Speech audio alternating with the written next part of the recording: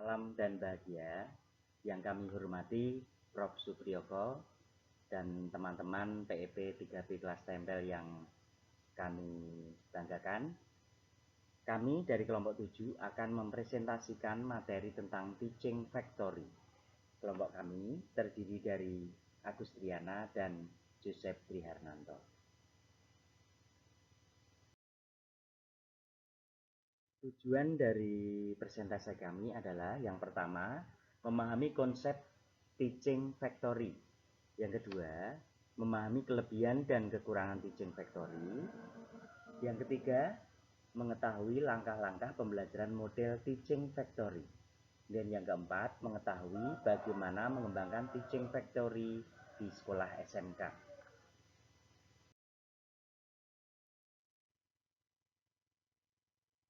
Kemudian, Teaching Factory adalah model pembelajaran berbasis produksi, barang atau jasa yang dibutuhkan oleh masyarakat sepenuhnya dikerjakan oleh peserta didik, dilaksanakan dalam ruang praktik atau bengkel atau lahan yang telah dikondisikan mendekati situasi dan suasana tempat kerja yang sesungguhnya, menyangkut waktu, prosedur, dan cara atau aturan sesuai standar IDUKA.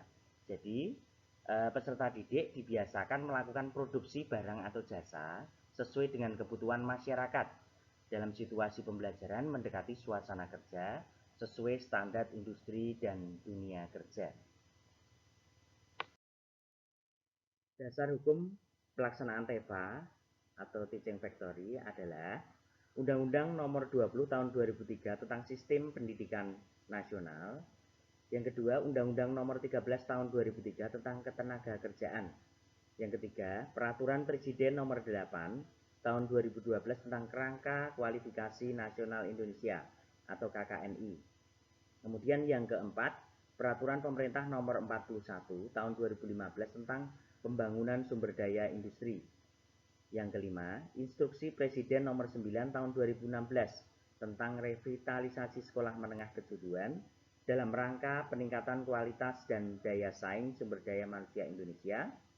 Dan yang keenam, Peraturan Menteri Pendidikan dan Kebudayaan Nomor 34 Tahun 2018 tentang Standar Nasional Pendidikan Sekolah Menengah Kejuruan (SMK) atau Madrasah Aliyah Kejuruan (MAK).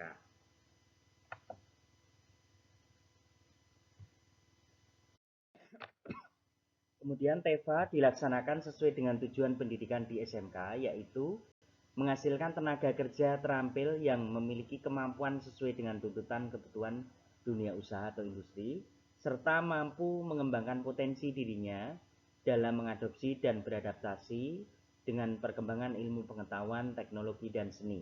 Dan untuk mengukur ketercapaian tujuan pendidikan SMK, maka dilakukan pula sistem penjaminan mutu SMK yang merupakan integrasi dari 1. Rapot mutu sekolah, 2. Rapot ketercapaian 8 standar nasional pendidikan atau SNP, kemudian 3. Pelaksanaan link and supermatch 8+I, yang keempat kontribusi SMK terhadap Renstra Direktorat Jenderal Pendidikan Vokasi atau Dijen Vokasi, yang kelima kontribusi SMK terhadap Balance Scorecard BSC rapot pendidikan, yang keenam leveling proses transformasi vokasi SMK.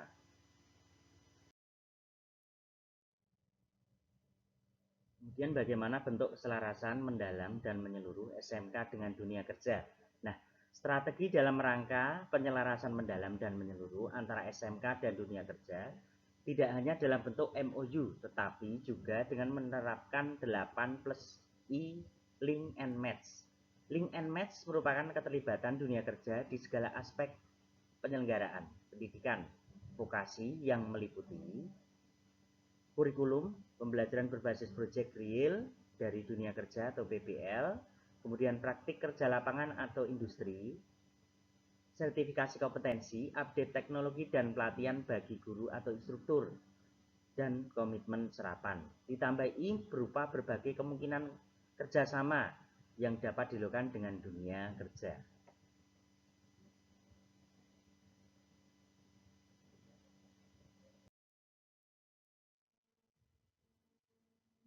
Dalam pelaksanaannya, TEFA dapat berfungsi sebagai unit produksi jurusan Artinya, setiap jurusan di SMK bisa memiliki teaching factory. Kemudian TEFA juga bisa berfungsi sebagai model pembelajaran di mana ada sintaks yang harus diikuti dalam penerapannya ketika pembelajaran di kelas berlangsung. Demikian yang materi yang saya sampaikan. Untuk selanjutnya akan dilanjutkan oleh Bapak Agus Triana sekaligus menambahkan dan melengkapi apa yang sudah saya sampaikan. Terima kasih. Salam.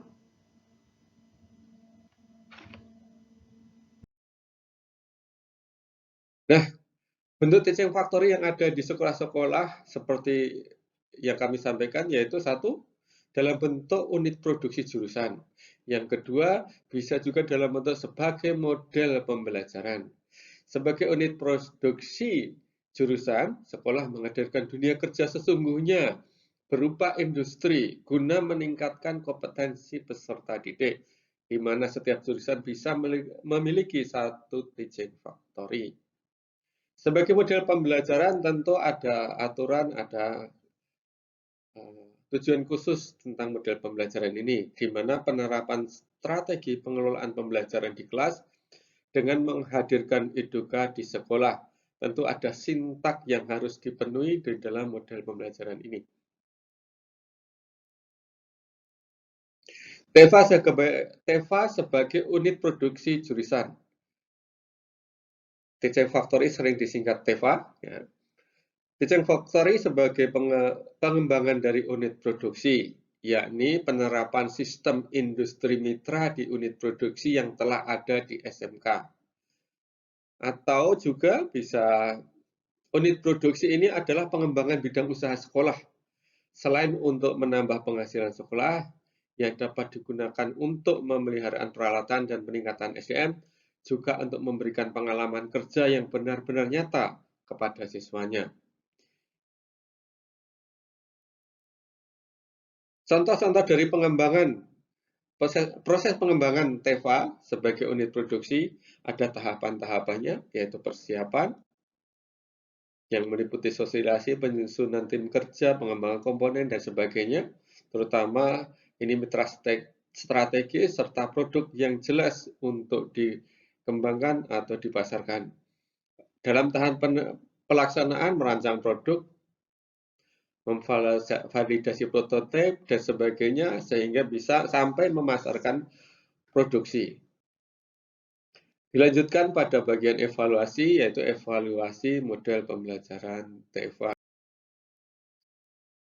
Beberapa sekolah yang sudah menerapkan unit produksi. Ini di sekolah kami, SMK Negeri 7 Purworejo, sudah punya TEFA 7. Kemudian ada sekolah-sekolah lain yang bekerja sama dengan kantor pos, yang mempunyai hot code di SMK Negeri Blitar, mempunyai TEFA Tata Busana, mempunyai TEFA Akuntansi, Multimedia. Berikut ini adalah beberapa contoh sekolah-sekolah yang sudah menerapkan produksi TEFA. Berikut untuk pembelajaran sebagai model pembelajaran tentu memiliki sintak yang harus diikuti. Ada beberapa sintak yang bisa digunakan dalam menerapkan model pembelajaran TEFA ini. Yang pertama sintak teaching factory yang model 1. Dari mendesain produk, merancang prototipe, mendemonstrasikan dan persetujuan prototipe, dan menciptakan produk massal. Dari mendesain inilah langkah-langkah TEFA yang sumber ini sintak ini bersumber dari San Luis Obispo USA. Kemudian sintak teaching factory yang kedua yaitu menerima order, kesiapan dalam mengerjakan order, evaluasi produk atau jasa, mengirim order. Sintak teaching factory yang ketiga yang bisa dipilih yaitu dari menerima pesanan, menganalisis pesanan, mengerjakan pesanan, memeriksa mutu, mengirim pesanan. Ya. Jika tadi menurut Sulipan, ini juga Sulipan, Dr. Sulipan tahun 2020, halaman 144 dalam bukunya juga menyatakan model teaching factory, sintak teaching factory yang bisa dipilih. Langkah yang pertama, guru memberi tugas untuk menentukan produk atau layanan jasa yang akan dijual. Siswa bersama guru menentukan produk atau jasa yang akan dijual. Siswa merancang strategi pemasaran, membuat atau kulaan produk atau berlatih layanan jasa, menjual produk atau layanan jasa, membuat laporan, memantau atau mengevaluasi.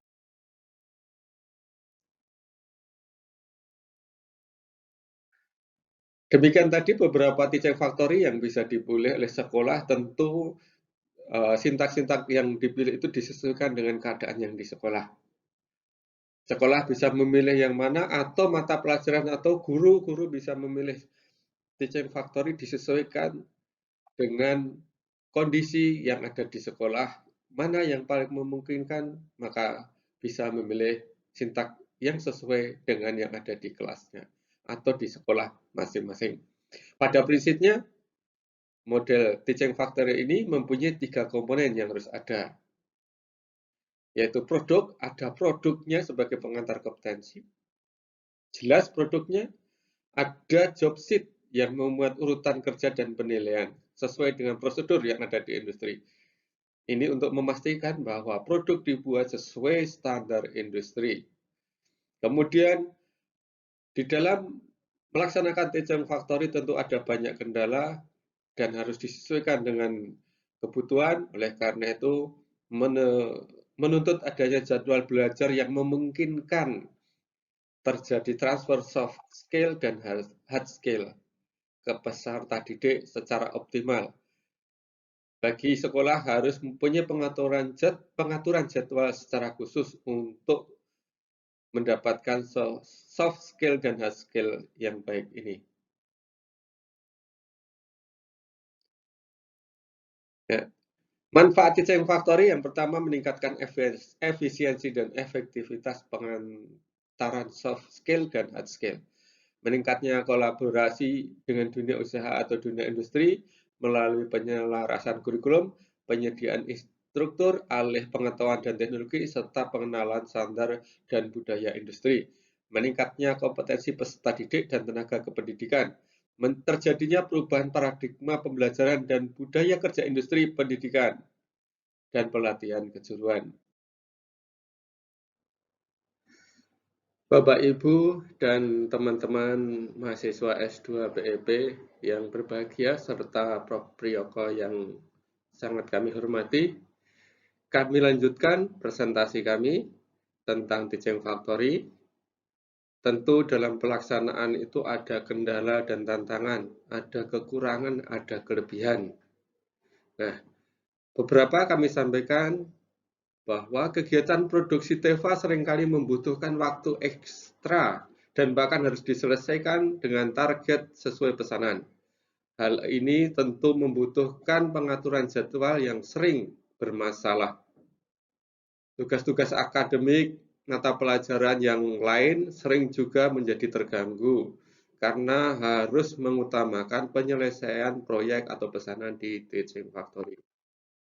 Seringkali juga dalam pelaksanaan TEFA harus memperkerjakan karyawan lepas, baik permanen maupun berbasis job. Ini tentu untuk mendukung TEFA yang sesuai dengan pesanan maupun sesuai dengan tuntutan dunia usaha. Berikutnya, dalam pelaksanaan proyek juga seringkali tidak bisa melibatkan banyak peserta didik karena mungkin pesanannya hanya sedikit, tetapi harus segera diselesaikan. Ini tidak bisa menggunakan sebagian besar, hanya menggunakan beberapa peserta didik. Namun juga bisa jadi membutuhkan banyak peserta didik di luar dugaan sesuai dengan jumlah pesanan yang harus diselesaikan.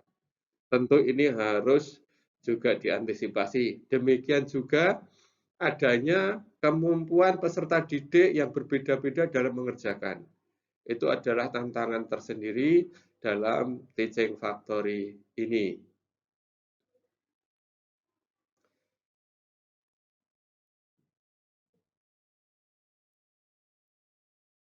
Selanjutnya, tantangan lain dari TEVA adalah banyaknya produk cacat atau di bawah kualitas. Kita menyadari keterlibatan siswa atau peserta didik dalam produk atau jasa TEVA sangat mungkin menghasilkan angka cacat yang tinggi.